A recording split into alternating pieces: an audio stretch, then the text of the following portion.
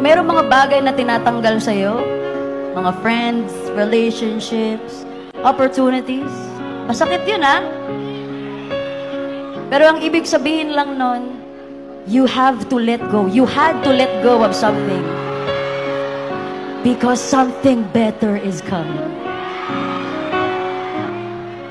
Kinailangan mong pagdaanan lahat ng masakit para mas ma-appreciate mo yung masarap na pagmamahal na dadating sa'yo. Ang lahat ng bagay na nangyayari ay itinadhana. Kung para sa'yo, kahit ano pang gawin mong pag-iwas, para talaga sa'yo yan. In the same way na, kahit ano pang pilit mo, kung hindi talaga para sa'yo, hindi talaga yan para sa'yo. So pag may umalis, bitawan. You deserve more. You deserve better. Just believe that better things are coming.